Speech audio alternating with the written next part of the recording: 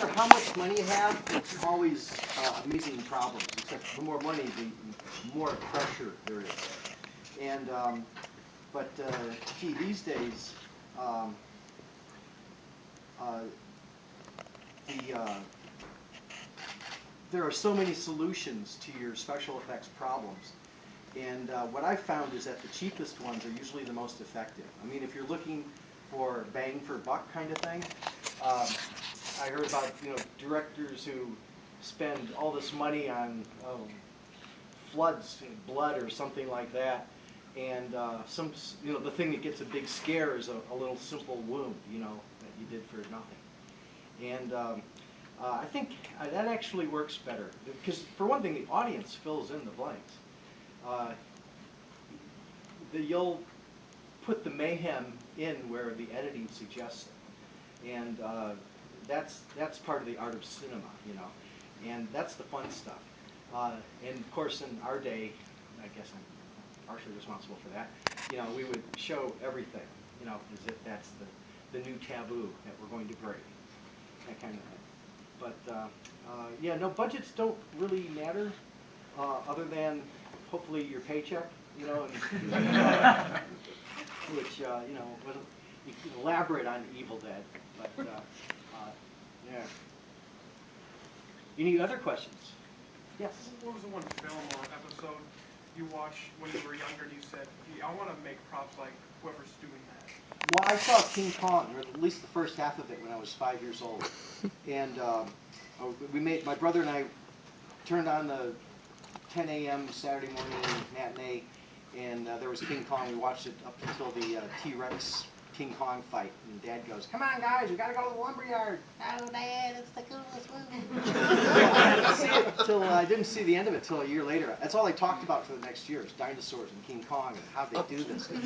My guess was, my brother and I figured it out, that King Kong was actually teams of gymnasts, really strong gymnasts, standing on each other's arms and legs. And somebody would have, for the elbow, you'd have the legs of a guy, and you're doing this.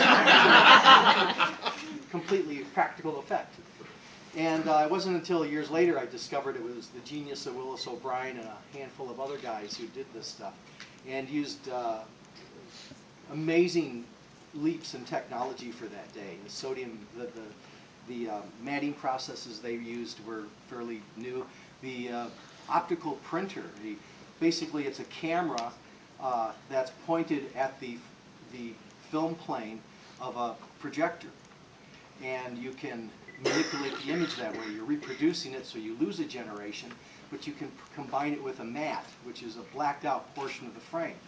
And they had ways of creating traveling mattes, where you'd have a yellow screen or a blue screen, and you'd film the actor behind it, and with black and white film with the right process, you could create a high contrast matte. It's complicated, but you could block out the portion with the actor in it, and then print that over the background of the monster, dinosaur, whatever, and then you'd have one print of the actor blacked out, then you could print in that footage of the actor by blacking out the portion you already filmed, the background. Complicated, but they did this. There's also a rear screen where you're projecting from behind creatures, like Fay Ray in the tree, and all this stuff. She's actually inches away from a screen with all the previously shot animation footage, and she's reacting to it. It looks great through the camera, but not so great when you're an actor, so you have to figure out how to work it. But they pulled that thing, and they took every trick to its limit. It's an amazing film. It still holds up. But King Kong, definitely. Yeah. Yes? The movies. I'm not going to take this question. How do you kind of feel about the rise of kind of digital special effects? And I kind of feel something kind of lost, it's kind of lost in there's something kind of lost in the film with a lot of especially horror kind of special effects. Like the B movies have kind of dropped off because of the kind of digital special effects versus practical special effects. Kind of question got away from me. Just how do you feel about? Well, let me take a poll. Who prefers practical effects? Are not optical things or digital. It's an animatronic thing, or it's a guy and he's got a suit with bladders and cables. And practical effects, digital effects. Like, Who just like the best is done as they can possibly be? That's the way I look I at think a it. good subtle blend, yeah. Yeah, I But think so is Jurassic wrong. Park carried that about as far Yes. as you can get with matching Stan Winston's amazing animatronic raptors and stuff with the digital versions. It's really hard to tell where they start and stop. You can kind of tell what you're looking at simply because of what it's doing. You know, the raptors that are walking around and stuff are going to be digital, but the ones where you're using close-ups and stuff, that's going to be real. And it's expensive and all that. In the Peter Jackson's King Kong, I don't think they built any full-size anything, any of the dinosaurs. Have you, And oh, sorry. no, go Have ahead. you ever seen it's a series called Underworld? Oh, sure. That, I was surprised to find out that all the Lycans, they were all guys in suits. Yeah, right. I was, I mean, the makeup, the level of makeup technology is Yeah. amazing these days. Well, anything And- with Peter, Guillermo del Toro. Sure. With Pan's Labyrinth. Labyrinth, Hellboy. He's He's one Doug of those, Jones and Peter Jackson with Lord of the Rings. Like Yeah. those are the directors who actually understand how to balance those two things. Sure. And as far as I'm concerned, besides like Evil Dead, like The Thing, in my mind, John Carpenter's The Oh, Thing. yeah. It's like the pinnacle of Absolutely. like, you know, we can do this all in camera, and, Oh, and yeah. that to me is the most terrifying. In some of because those it's shots in the actually being able thing, to do that. you're actually looking at bubble gum stretching. Yeah, and they said some of the chemicals, like some of the plastics that they use, they said it was so toxic that everyone on the set was getting nauseous and sick. Yeah. But to create something that will live forever, which is why I didn't even bother seeing the new one. Anybody else see the new one? I did. No. Did you? I liked it. Was Oh, it good? oh. It was yeah, amazing. absolutely. I really heard rumors that they were going to use like practical effects. Did they? I mean, No, there's practical and digital, but I found it to be pretty seamless. all right, well, I'll have to check it out. And I it will feels take this very man's much. word. I will take this man's word. I will Yeah, see it's the movie. worth watching. It really is. All right, thank you. a lot of times the practical You make sure you ones- get through you don't have to go all the way into the credits, but there's a little code at the end that sets it right up for the. Oh, really? You'll want to pop in the Carpenter version right Well, after of course, that. I always want to pop in the Carpenter version. And, A lot of times the practical ones seem more realistic, like the orcs in Lord of the Rings, the Lycans in Underworld, the creature in Pan's Labyrinth with the eyes. Yeah, with the eyes. Oh, yeah. Yeah. They just seem more real. And plus, it's easier for the actors to actually be able to interact with something. I mean, you look Absolutely. at the scene in Alien when the chest burster pops out. Mhm. I mean, there's rarely anything on film that's been more visceral because the actors didn't even know what they were about to look at. I mean, you know, any movie where you're just gonna be like, all right, insert computer effect here, be scared. The guy who directed Real Steel, the Hugh Jackman boxing robot movie, Spielberg was a producer on that, executive producer on it, and said, "Look, you got to have if it's just a static robot, you've got to have something there for the actors, and it really makes a difference." And then again, you know, if it's just a standing robot, which they do a lot in the film, if they're not moving, gee, you've just saved $100 grand on a special effects shot. Okay, computer so. And because you know that stuff is expensive. I got a friend, Webster Colcourt, another one of these guys who claims he saw Evil Dead when he was a kid and went into special effects, and he's worked on Nightmare Before Christmas, a couple of the Batman films, Evolution. He did the shot where what's his name? Robert Scott Williams, is that his name? Yeah. But he played the golf guy, and he has to go into the pool filter and clean it out, and one of these icky things is in there and it goes into the tube. He did that shot, and he said he had to do it 40 times for Ivan Reitman. And it's, why? You know, Harryhausen usually hit it 99% of the time on the first take. He did the stop motion stuff. One of my heroes. And, yes. So there's a lot of uses stop motion in that. Like, is that something you were besides like the Jason and the Argonauts, like what other stop motion kind of things besides King Kong stuff did you watch? Oh, gee, everything done stop motion. I mean, even Pillsbury Doughboy commercials. I mean, to me, it's all amazing. It looks so awesome because yeah. I mean, but I love Harryhausen's designs, and I think there's nobody who's done them like as cool as that. I love the dragons and stuff people are doing, but his designs are really neat. Speaking of stop motion, I forgot this one. This is sadly what's left of the Flying Deadite from Evil Dead 2. It had big red wings sadly these things decompose, but you can kind of see the ball and socket joint. This, again, our company, Illusion Engineering, assembled this. Has a jaw that will open and close. There's a wire tongue. I had put wires in the breast so they could jiggle, you know. God bless you, sir. It's not enough just to move the darn thing. And of course you have to do one movement, 24 movements and photographs to make one frame of film. And so it's not enough just to make it move. It's got to move like a living creature. And we're all experts on how humans move and how living things move. And so if, you know, like when we turn our heads, you know, shoulders go up. When we walk, we're changing the balance of our butt. That's a lot for an animator. Can you imagine Harryhausen animating 7 sword-fighting skeletons in the same shot? Holy cow.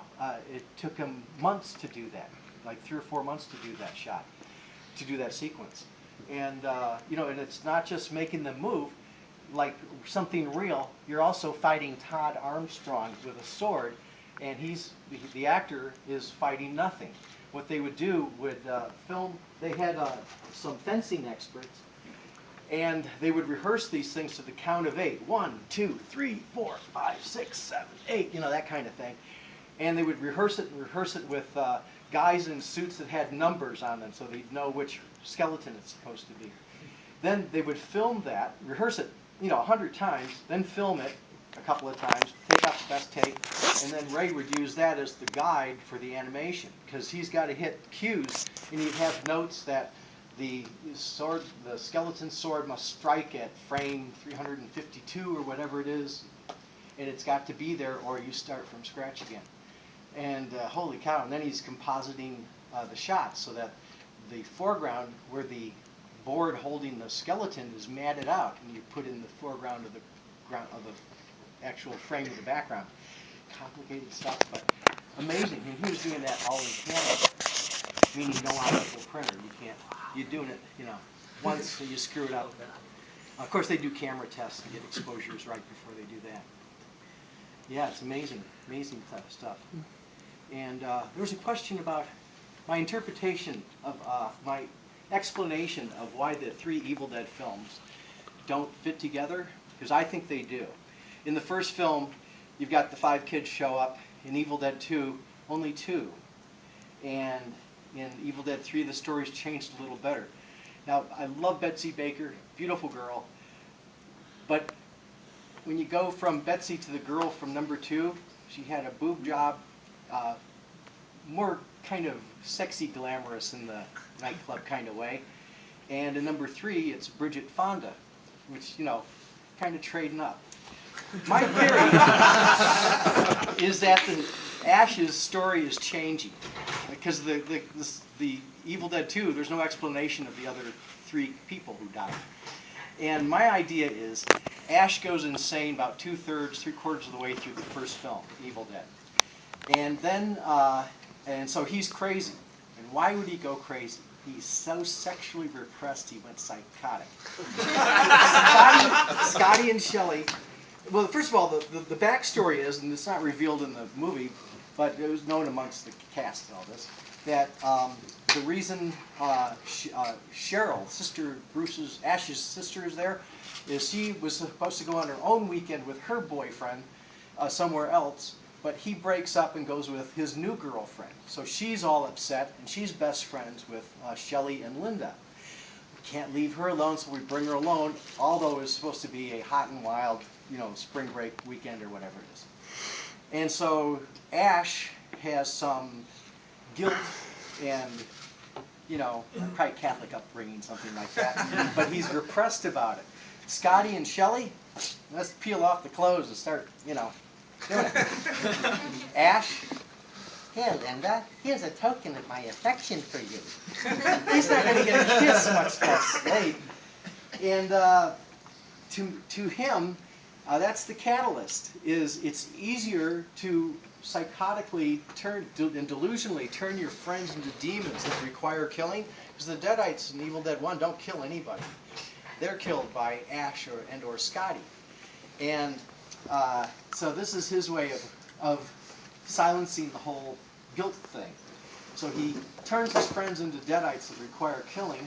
And then in Evil Dead 2, and I don't know who he's telling the story to, I guess the new people who show up, but they're gone. You know, he's done something with their bodies. And he then draws them into this news story, and he's got to kill them too, because they might find out what he's done. And they already have suspicions about him. They lock him in the basement. And then he, at the end, he does this complete psychotic break when he goes into the vortex at the end, which starts out Army of Darkness.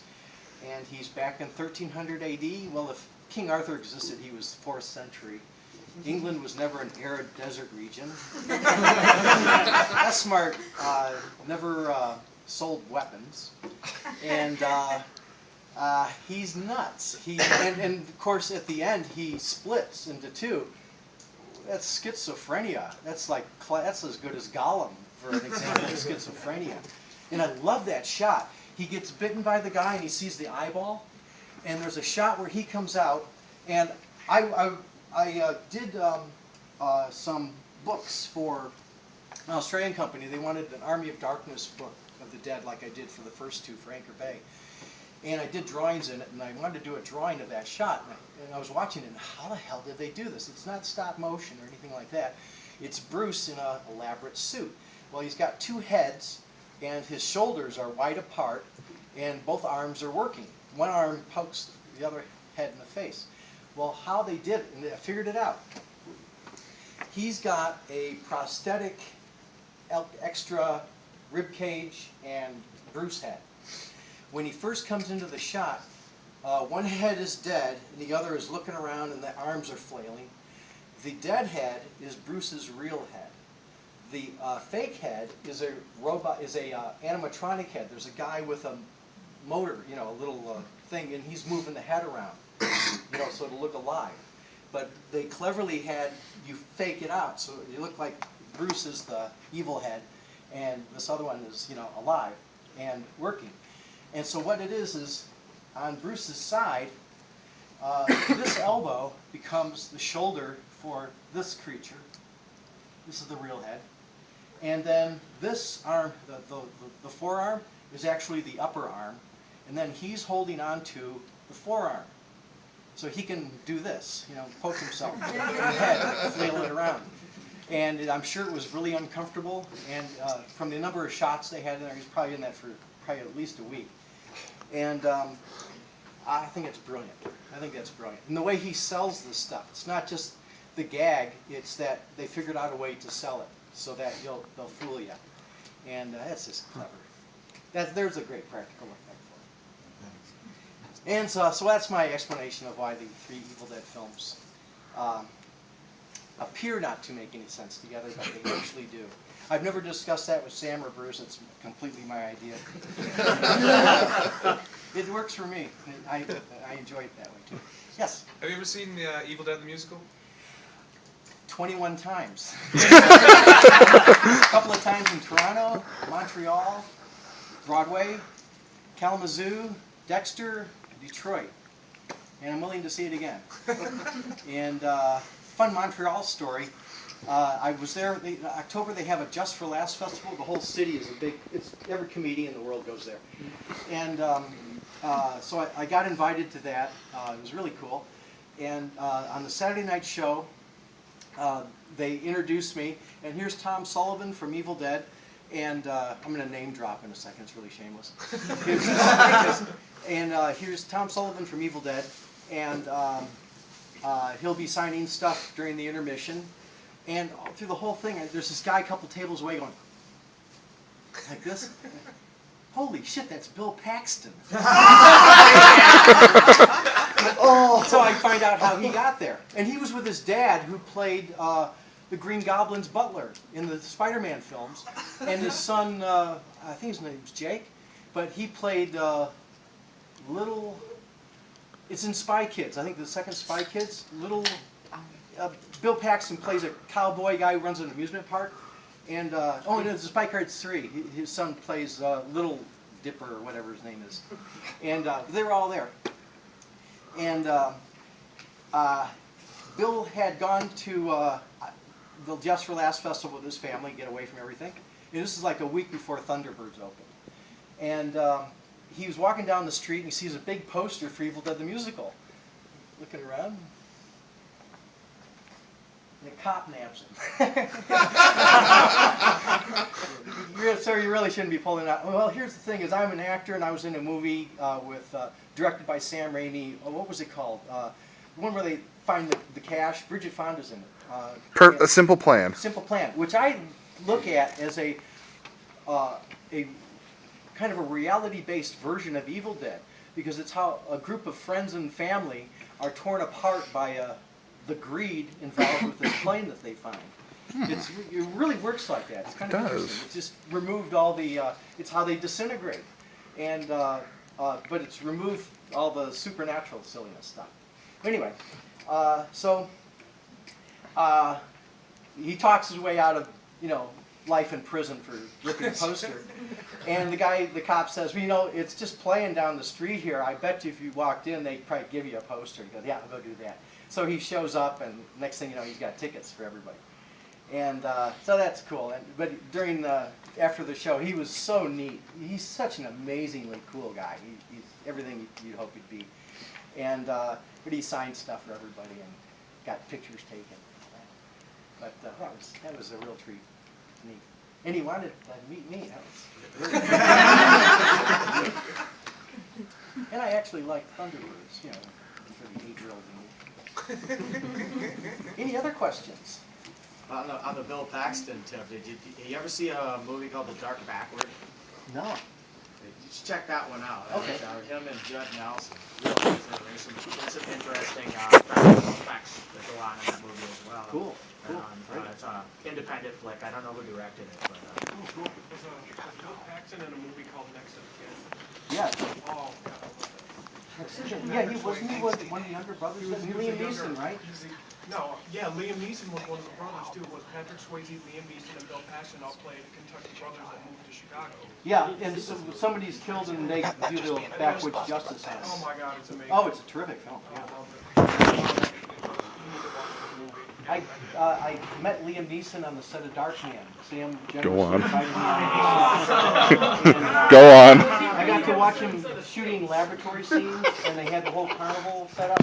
Sam took me around. They had the brand new lab, and then the set right next door to it was the burnt out lab. Oh, wow. And watched the dipping bird thing that was going the whole time, and they were doing the ads where the scene where they're examining, they had the chemicals that they mixed together, and they're timing them, and it breaks down after a couple of minutes or whatever. So another failure they chalked up.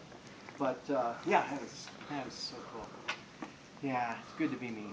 Work on that at all? No.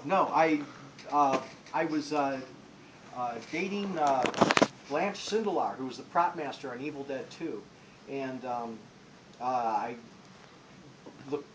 gave Sam a shout out and hey, come on down, we're making a movie.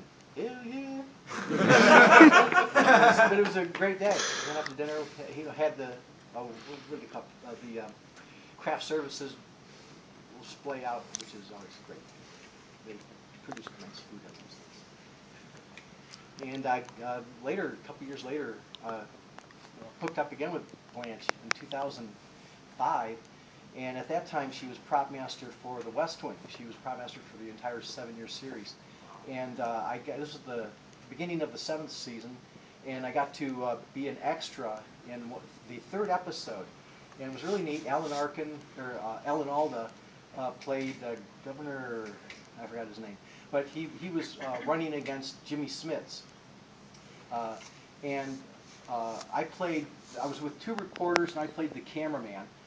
And as soon as Alda and his entourage get off of a elevator door, which they fabricated in the parking lot at Warner Brothers, he gets off and he's mobbed by the press, and the 2 reporters are there, and I'm right here. So in 35 frames, you can see me.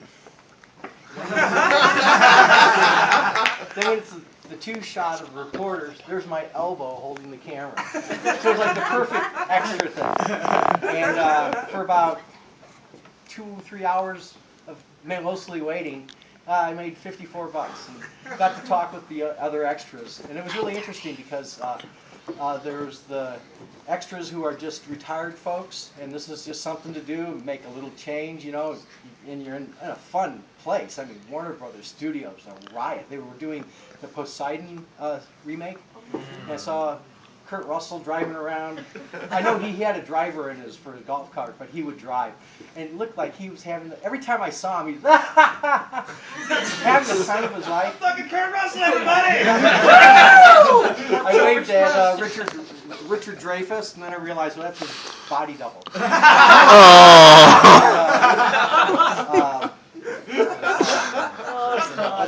was fun. It was fun.